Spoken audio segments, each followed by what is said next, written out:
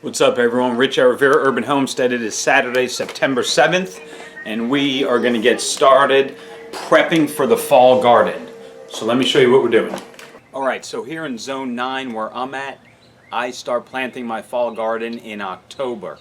So I have 1 month to get the beds. This is what we need to do. We need to make new forms for the raised beds. I want to get new wood put around them.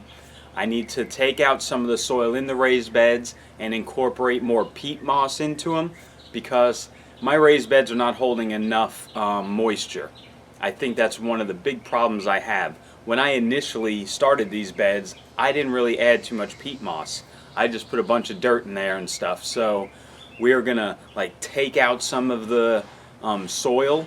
We're gonna amend it with peat moss, some more organic granular fertilizers, and obviously our compost on the side of the house. We're going to amend it with that, mix it all back together, make new beds, put new soil, not new soil, but amended soil back into it. That way we're going to get the best possible growing scenario we can get. So you could use peat moss, you could use coco coir. They both do the same thing. No nutritional value, just a good moisture holder. So that's what we need in there.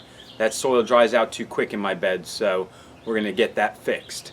Let's take a look at how they look now. I know, this time of year I don't do much out in the garden, man. It is hot, but let me go show you anyway.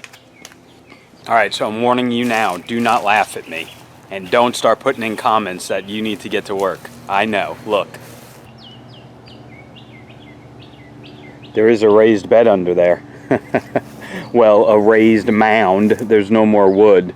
So we definitely have work to do. That is a lot of stuff I gotta weed. We do have some tomatoes. Here's some Cherokee purples growing right here. That's kind of nice. Just got them going in the 5-gallon pot. Another one in the 5-gallon that's growing nicely. Right here. This one, I can't remember what this one was actually, to tell you the truth. And then I have another one back there, the yellow gooseberries. That's a tall one. I do have over here where there's a little more shade, I still have some peppers growing in here. See? Still got some. Summertime, man, I got to keep the plants a little bit further back so they don't get as much sun. When they're out in the front of the beds out here in the summer, they just don't like it. These tomatoes aren't doing too bad back here. Like this Korean dark green plant was awesome. Really produced a lot. But again, the moisture content in these are not staying the way I need them. Look, you can't even distinguish where the beds were really. There's a little divot in there, but that bed, and I still have some of these I gotta pick. This is how it looks now. It's not gonna look this way before when October is here. When October gets here, guys, we're gonna have the forms made. We're gonna have it cleaned out. The soil is gonna look beautiful. Man, but that's a lot of work. Okay, so another thing I was working on is just what I kind of want to plant in October. I got like green beans, maybe a couple different types of beans. I want to try some beets again. I planted a couple last season and they turned out really good. So I want to do some beets again. Some bok choy, my lettuce and kales, of course. Not as much as I did last year. I did a ton of kale. That was a lot. I want to try cucumbers. I always have an issue with cucumbers for some reason, but this year we're going to get it right. Something new, and I don't even really eat them, my wife likes them quite a bit, is Brussels sprouts. I just kind of want to see how it looks, how they grow. It seems pretty neat. So we're going to experiment with Brussels sprouts. Some garlic, onions, possibly cabbage and broccoli. They really take up a lot of space, so we'll have to see on that. But if you guys can think of anything you want to see me grow this winter, while you might be up north snowed in, let me know what you want me to grow and I'll try and fit it into the garden. Because as you know, I don't get a frost date here. I'm right by the ocean, or right by the Gulf of Mexico. I don't get frost, so I can grow all year long. So when you guys are indoors all cold and in your snow suits, let me know what you want me to grow. We'll try it out. So anyway, there's the list. And then I didn't say radishes because those I wait till like November, maybe the very end of October. It's gotta be cool enough for them. So one thing done, got the list.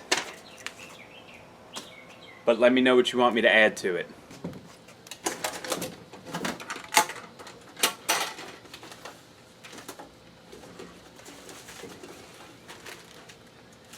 Okay, so I was just going through my little seed vault here to see what I have that I can reuse from like last year. A lot of my seeds are kind of old, like from 2015.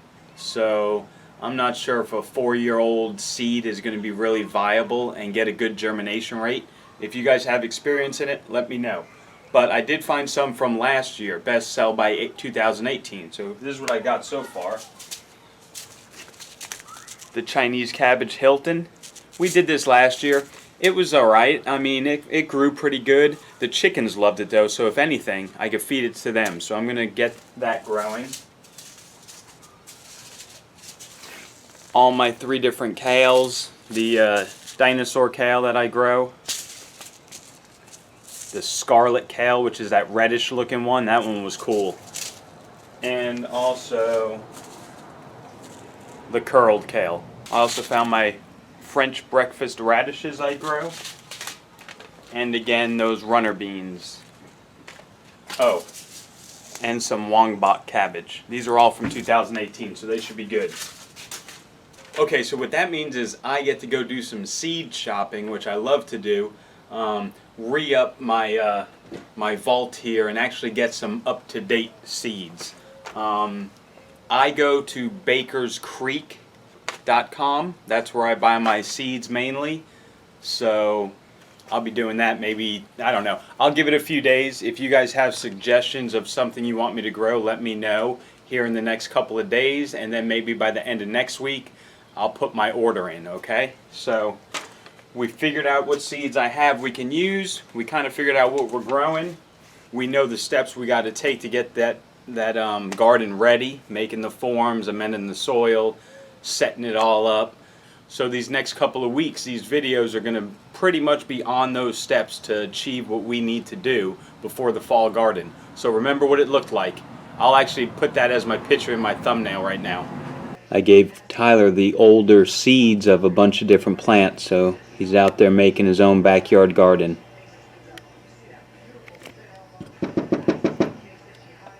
Good job!